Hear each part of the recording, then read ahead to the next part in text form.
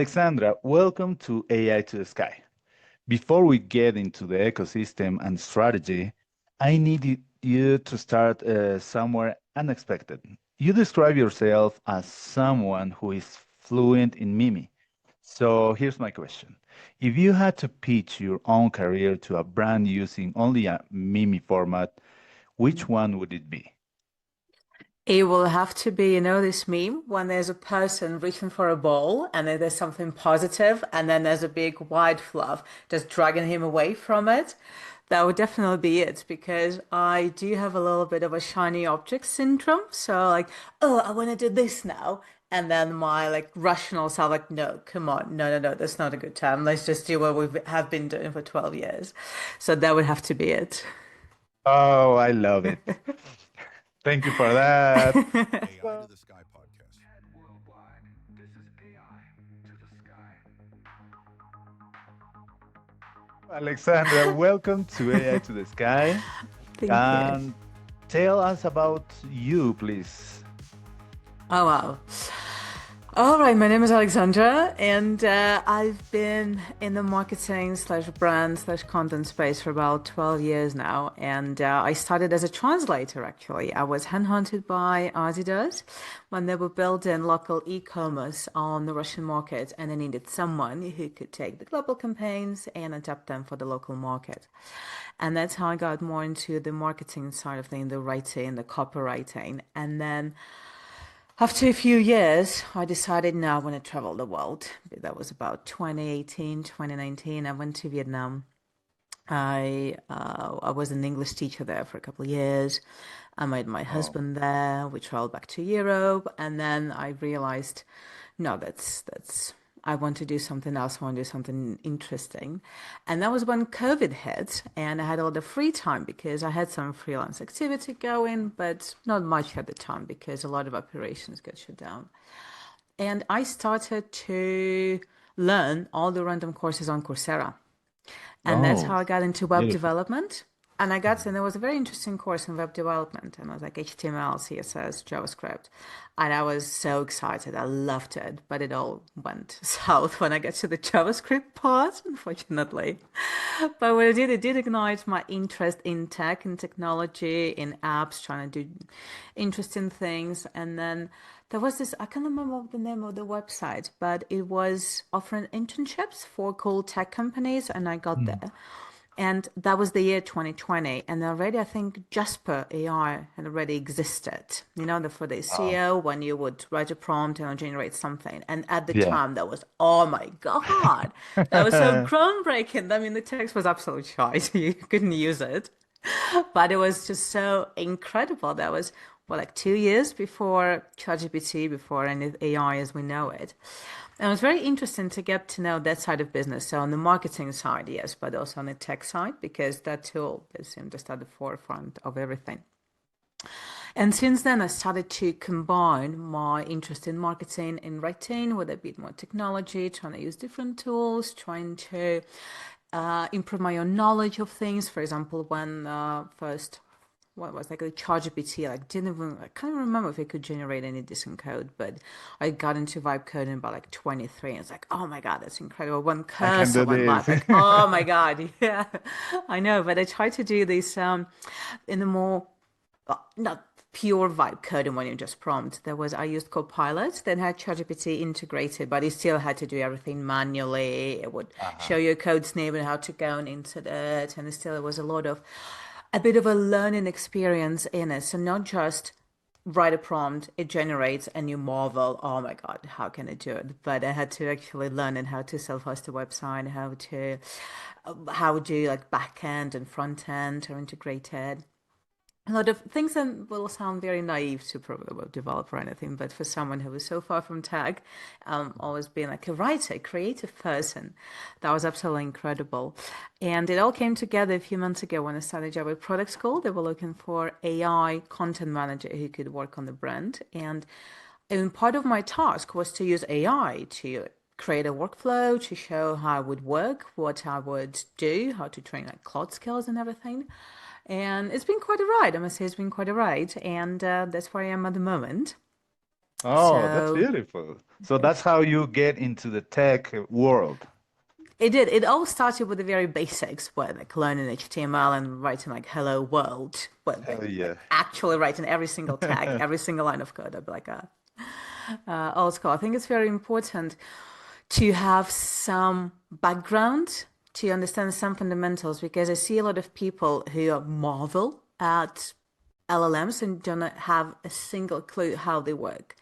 And Yeah. you need some knowledge to tame it because otherwise you don't understand the limitations, you don't understand what's going on in the background, why I hallucinate, how everything works. I mean, I'm not an expert at all, but even like a couple of fundamentals help me to be more efficient with AI. Oh, great. That's beautiful. It's really interesting. And Alexandra, when you work with brands like, I don't know, Adidas, PayPal, or Sephora, very different industries, very different audiences. Was there a moment when you realized storytelling has a structure that works, I don't know, across all of them, maybe? There are definitely some psychological principles that apply no matter the brand. So, for example, whenever you create a story, you cannot have a good story without a conflict. You cannot have a good story without something being at stakes because that's what pulls attention. There's like, oh my God, what's going to happen next? And it doesn't matter whether you paint some kind of problem for a financial audience or you say something for someone who's training for the marathon, someone who's facing bad acne. There's always some elements that are recycled across different brands, different industries. What's different is the problems that people are facing, and that's what you choose the words. But I said the structures are often the same. If you strip them down of words, structures will be very similar. It's the words that change the meaning, that change the audience, that change the brand message, essentially. Okay, okay. Interesting. And let's talk about not bad moments, but what's the worst brand voice you ever had to fix without naming names? That's very simple. That was a condoms brand. And they were so cheeky. They were just like so borderline abusive. They were so lewd. I'm looking at it, it's like, are you serious, guys? Like, are you absolutely serious? We're not even talking a women being brought down in like to, I can't even know what to use. So it's not even like abusive to women. It was so bad. It was so bad. It was like borderline encouraging sexual harassment and things. But it's like, no, we're just a macho brand. We're just for the type of blokes that take what they want. It's like, yeah, that's rape. If you take it long enough, it's just. I didn't work for them long. I think they wanted some consulting Uh-huh. because they're probably thinking that something was a bit off, and there was a new brand just launching, and they also were like premium brands, so they charge like five or for each piece of personal protection equipment, and that was yeah, I just couldn't do it. They were very in all my career. I've done a lot of freelancing, and do have I must have like 50, 60 clients in my portfolio. I had two clients that I just said, sorry guys, I can't work with you. And that was one of them. Yeah, some things cannot be fixed because if a client does not want to change their opinion, even when they hire an expert, even they hire a consultant, but they're not open to change their views, even when certain data says so, even when certain expertise says so. If they hire someone just to back their own opinion, I'm not the right person for it. So that was bad. Yeah. Yeah. They usually do that, right? Sometimes, yeah, there's Alexandra, a category of clients. yeah, yeah. Hmm. So you rebuilt an entire digital marketing agency content operation. From we have a blog and social Hmm. to a full funnel media system with newsletters, trend reports, internal comms, and website UX. Can you walk us through what actually means in practice? Where do you start? You start with analytics. You always start with analytics. You look at what the sales department wants or the business development department wants, and you look at Mm, what you have in reality and you try to identify where's the funnel leaking. Because sometimes it can be that you bring the wrong audience that sales cannot convert because they're never going to buy from you. Sometimes it can be that you promise one thing, but then with the other touch points with the brand, they realize, well, actually, we're about a different thing. Sometimes that can be the sales department that lack much marketing collateral or some other assets to persuade the client that that's the right thing to do. So you need to take a step back and take a look at the bigger picture. What are we doing? You need to map out the buyer's journey to see, are we communicating strategically across every single step, or do we, for example, have 5 different touch points in the very beginning, then we abandon them for a bit, and then we just our sales go like bam, why don't you buy from us? It has to be very logical because people are overwhelmed with communication. You cannot go to an internet without being offered a dozen, 100 different products, and mhm, it's very hard sometimes to choose something because there's a psychological phenomena. When we have too many options to choose from, it's harder to choose from than whether you have 2 or 3 options because you always have a fear of missing out. You always question yourself, is this the right decision? You start comparing at the very tiny details and consequential details. So you need to make sure that you are so present in the not in their life, but in the situations where they would use your brand that they cannot ignore you, that you are the first name that comes to their mind when they think about solving a particular problem. So that's what you need to take a look at. That's when you need to realize where are the situations where a potential client would expect to see mhm. us, but we're not there. And that's when you start creating content. And that's when you start, okay, we need a newsletter. It's like, okay, they receive a newsletter, we need some lead magnet on the website. And it's like, okay, what happens after we have a lead magnet? Are we communicating on social media? All this creates a very strong omni-channel experience. And now that when most brands, they have mini media empires. That's you hardly find a brand that's only in one channel. There'll be social media, there'll be emails, there will be ads, there will be blogs, so many different pieces. They must paint a very holistic picture. That's the best brand, in my opinion. Wow. Yeah. So, Alexandra, you work with the AI startups, right? Like whole nine, Quant's AI, brand positioning, and GTM strategy. These companies are selling AI to enterprise clients who are often skeptical about and confused about AI actually does.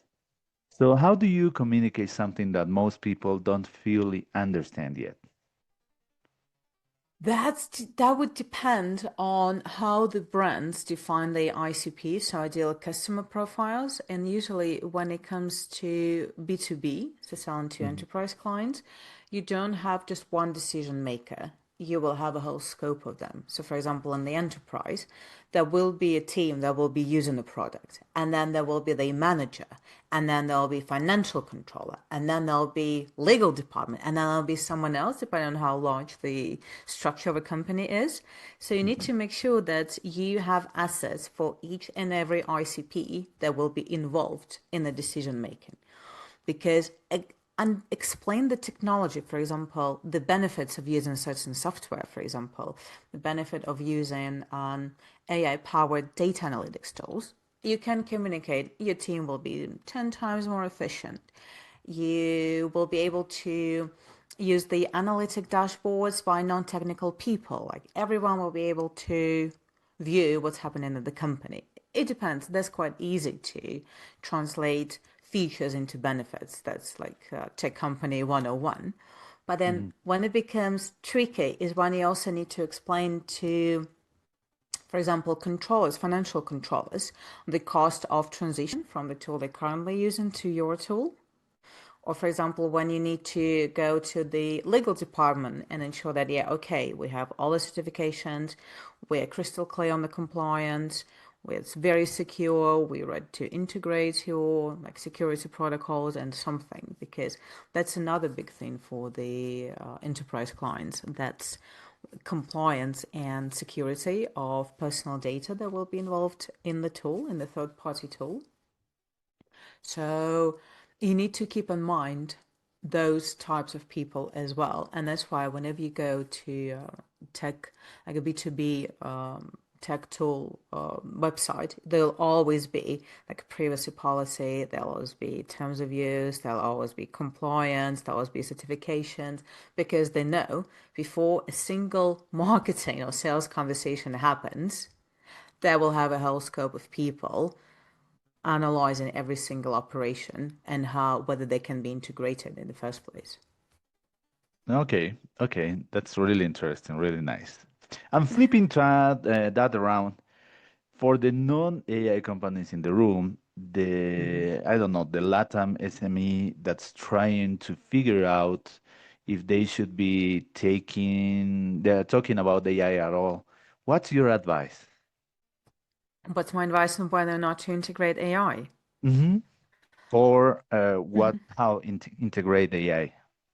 I would always recommend to think about your user. What's your user lacking in experience, and whether AI is the right solution or not. Because you see a lot of companies just bolting on AI that why it doesn't make sense and only breaking down operations. For example, I love Duolingo. I have over 2,000 days streak on Duolingo, but it became so much buggier since they integrated AI. Mhm. And was it too raw to roll out? Possibly. Have they accounted for millions of users? Maybe. Have they spoiled experience for millions of users? Definitely. Because now you go on Reddit and every single day, like, oh, this feature's not working, that feature's not working. So you need to make sure that if you do decide to integrate AI, there's going to bring something new to your user that either it allow use your tool with no tool or your product or your service with greater capabilities than before, or whether it's just not going to work for them. Think about LinkedIn, like they like to slate LinkedIn because the AI powered job search is so useless. You can't believe that $1 billion company would ship it as a feature. It's getting better, but a few months ago it was absolutely Really? unusable. Yeah, it was unusable. So they would be like, I would Google. So when I was looking for a job before I joined product school, I'll be something like, okay, I'm looking for a lead content manager, something like, you'll be perfect fit for the director of finance and the company in Austin that only hires on-site. And I'm like, well, that's great. I wish I had the opinion on myself that you do LinkedIn, but it's not enriching the experience. And in some ways, AI can make apps feel less personal Mhm. or feel like they are getting less value than more value. Because, for example, imagine if you're using a tool, you're paying, I don't know, you're $10 a month, and they had human support. So whenever you needed something, you'll speak to another human. Uh-huh. Imagine they changing then to AI. I'm like, well, I've been paying premium for human support, but now I just get AI to respond to questions without solving anything. That can degrade an experience with the app or with the product if AI is there to replace something and make life easier for the company, but not for the user. Yes, you're right. We have to choose, we have to analyze first where we have to Definitely. put it there. And when I do consulting also in implementing AI, and I saw that obviously the manager wants to put AI everywhere, right? But it's not like that. You have to analyze, and there are some processes that just AI don't fit, or the No, company will lose maybe everything. Maybe it's really exactly. uh, I don't know, but you know what I'm talking about. There's another big problem with it is trust. I Mhm. was watching a talk the other day. It's Ashley Nutter. She's from CNN. I think that she's the CPO or something, Chief Product Officer. And she was talking about the importance of not breaking trust with AI, because you see, AI is non-deterministic output. You never quite know what it's going to respond to your user, what's it going to generate, what Yeah. experience it will provide to your user. So if you don't have proper AI evals in place where you try to limit it as possible to make sure that it's going in the right direction, in a more predictable direction, it can do all sorts of things. It can hallucinate things, it can make stuff up, it can, well, even be borderline abusive. Remember all those situations with Grok when they first released it, when they Mhm. would do Yes. things. Many So things. if your product is high trust and you invested a lot in earning user trust, AI can very quickly degrade that, because the users, they will be pissed off with the company, not AI, because AI is part of your brand, part of the company, part of Yeah. what they're paying for. They'll not care. It's like, oh, sorry, we couldn't control it. No, you should have. Otherwise, don't ship what you can't control. Yes, because um, remember that everything is data sets. So Exactly. you don't really know what kind of data that AI has Mm-hmm. because it's there are black boxes everywhere. So that's the Exactly. thing. Alexandra, you coach public speaking, specifically for non-native English speakers and founders who uh, I love phrasing, you rather miss opportunities that get on stage. Mm-hmm. As a Latin American host talking to global audience, that is my whole audience. Mm-hmm. What's the real reason most of them avoid to stage? If we're talking about non-native speakers, I Mhm. think there's the big blocker is, oh, I don't have a perfect accent. Oh, what if I forget a word? Oh, what if I mispronounce something? That's usually the biggest fears. So, and those fears, they're associated with, everyone think I'm stupid. Usually because I mispronounce the word. You're stupid, right? Because Yeah. which is absolute codswallop, because something that I always tell to non-native speakers is, remember, if you can get on stage, then you speak at least two languages good enough to be on the stage. Most people in the audience, especially if we're talking English native speakers, would not Mhm. speak another language. They would not. They'll only speak one language, Yeah. well, maybe decent enough, but you are already much smarter in many ways because you've mastered two languages. So what are you to be ashamed of? And I also like to tell a story of, we sometimes mispronounce. Like, not the other day, my husband's talking about someone's like, oh yeah, she have something. Well, because he was like talking fast. We make grammatical mistakes all the time. I only recently got corrected by my mother-in-law because I used to say privacy, and she was like, I will not tolerate Americanisms in this house. And it's like, it's privacy. And we're like, like, shut a glass. Privacy? And then I listened more to English journalists, to British people. Like, oh yeah, it's actually privacy. Oh shit. So it happens to the best of us. So I would just encourage everyone to go and try. Nobody starts at the big stage facing thousands of people. Whenever you watch a TED talk, whenever you look at someone presenting on stage, it's not their first day at school. It's just not. Even if they've never been on the big stage, they would be in the meeting rooms. They would be giving office presentation. They would be do something. Mhm. Because even what we're doing right now, that's public speaking. Because I'm talking to you, and there's going to be someone else listening to it. That's public speaking. When you're on the street talking to a stranger, that's public speaking. Whenever you have any little interaction, that's public speaking. And if you treat those little moments as practice, it will then be much easier to, for example, go and then do a presentation in the office, defending some report or talking to your boss. Then you can maybe even do some little presentation for the wider office. Maybe you'll want to do a little on stage, I don't know, stand up or something. All these moments count as public speaking, and you need to start small before you get on the big stage. Oh, yeah. So. Alexander, we are going to end soon.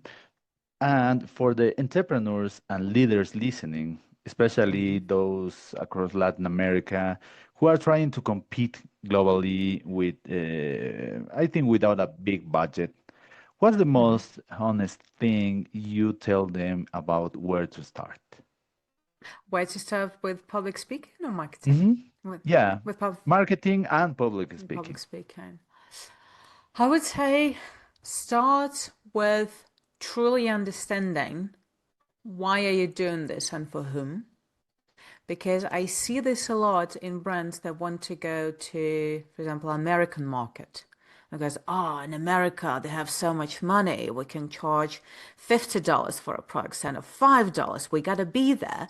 But then you underestimate the saturation, you underestimate the expectations, the stakes, a lot of other things that come with paying premium for a product. Plus, there's some things that just they shouldn't have a big, large international audience. Sometimes a lot of beautiful brands that make really good products, that make really decent money, they're for the local market and they're the best for the local market. So I would say always think, why do you want to grow big and can you grow big? Are you ready to grow big? Because there's always bottlenecks with, for example, with production or with scaling up. Can you keep offering the same level of service, the same good product, if you add 100 more customers, 1,000 more customers, 10,000 more customers? Something you always need to keep in mind. But if you do decide to go for it, analyze competitors, analyze the niche, and see, try to niche down at first and find this just one sweet spot that no one occupies, but you could take with your product, with your messaging, with the solution that you offer. And that will usually be a good start. And then it can continue growing if you see traction. Okay, I like that. So, Okay. where can people find you, work with you maybe, or follow what you are building, Alexander? That's LinkedIn. LinkedIn is the best. I have my public speaking newsletter there. There are links to my personal website. So that's definitely the best spot to begin with. And I Okay. post a lot of memes, so you may as well give me a follow if you like memes. Yeah, of course. So, thank you so much, Alexander, And to thank be here you. with you at AI to the Sky. I think our audience will going to love this episode. Fingers And crossed. well, thank you so much for that. And thank you. That was lovely to chat to you. And speak soon. Yeah.